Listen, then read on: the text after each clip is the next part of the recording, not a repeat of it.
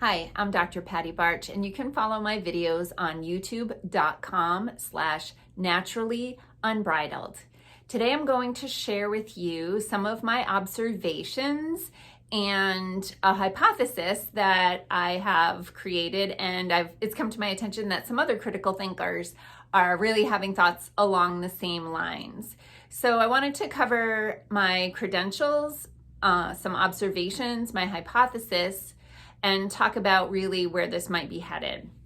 So as most of you know, if you've been following me, I have a strong background in science. I have 5 degrees in a scientific discipline, including 3 advanced degrees. I was contracted by the Massachusetts Department of Education to develop the biotechnology curriculum standards and teacher certification test. I worked in the biotech industry doing cancer research for 8 years, and I have about 10 scientific publications and an additional certification in immunohistochemistry, which means I'm well versed in antibodies. So as someone with a scientific mind, one of the things that I do is just make observations. And one of my mentors has this phrase where he says, "Don't look for what's wrong, look for what's not right." And so I started making some observations where I was hearing reports from colleagues and clients about abnormal menstrual cycles. Now, every week I go to the government website and download the data and evaluate it, review it to see what kinds of I'm being careful with my words. What kinds of effects or events are being reported? And based on the observations that I've been making, based on comments from clients and colleagues, and what's been going on in the reporting, I have created a hypothesis. So this is just a hypothesis, but I think it's somewhat plausible, and I'm going to walk you through it. So when people receive the syringe, they're getting genetic code, right? And so how does that work? And if you've seen some of my earlier videos, the genetic code is literally like a recipe for a protein. And what happens is that genetic code goes into the recipe reader, which is called the ribosome in the cell, and you have gazillions of these things in your body. So you're getting all these genetic recipes going into countless cells in your body, and then the ribosomal protein factories in your body start cranking out the protein that this recipe is for, which in this case is the spike protein.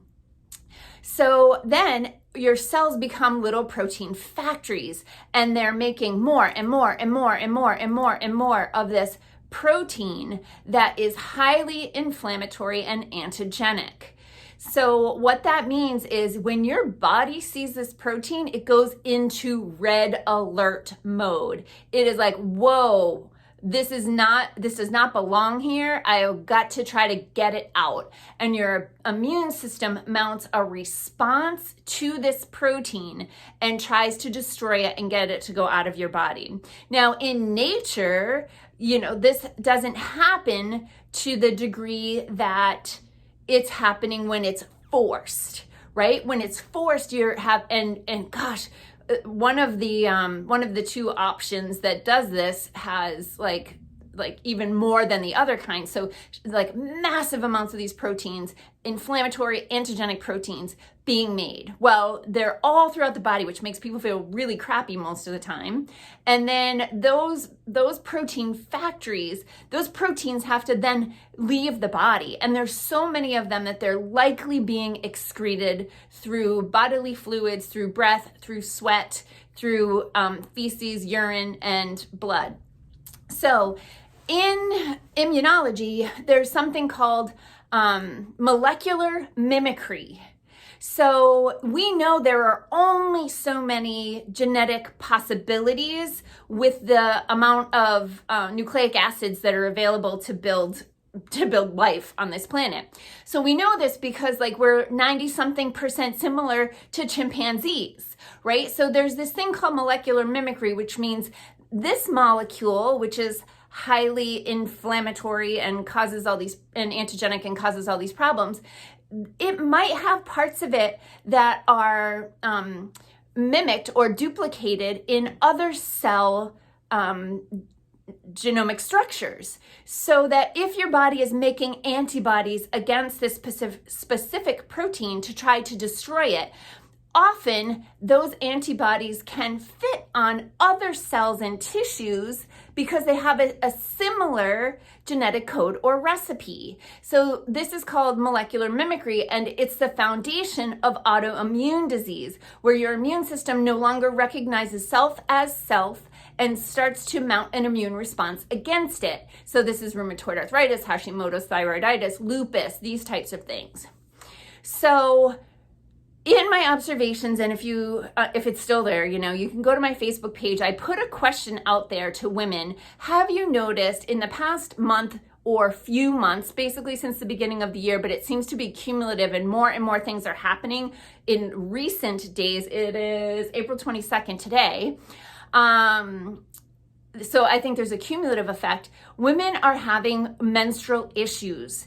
These are women who have regular menstrual cycles, no issues, and then all of a sudden they're late, they're early, they're getting 2 periods in the same month.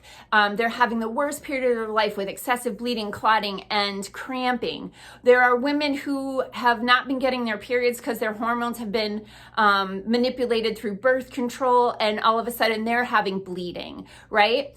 If you look at the data of what's going on and the types of injuries and deaths that are being reported, many of them are hematological, meaning related to the blood, or cardiovascular, which is also related to the blood in nature. So my hypothesis is that the antibodies that the body makes against the SPIKE protein maybe fit on perhaps platelets or red blood cells, or maybe in the epithelial tissue of the capillaries, so that they become a little bit leaky, and maybe some of these headaches are like micro hemorrhages. Regardless, there seems to be some sort of connection between that thing, the timing of that thing, and what we're seeing going on now. So the next thing is, now they want to give this to children. And, they're talking 16-year-olds now, but, the next thing is 12-year-olds, and the next thing is 6-year-olds, and then it's infants, right? So, slow your roll. Just really be careful, because this really has become Pandora's box, because here is the part of this.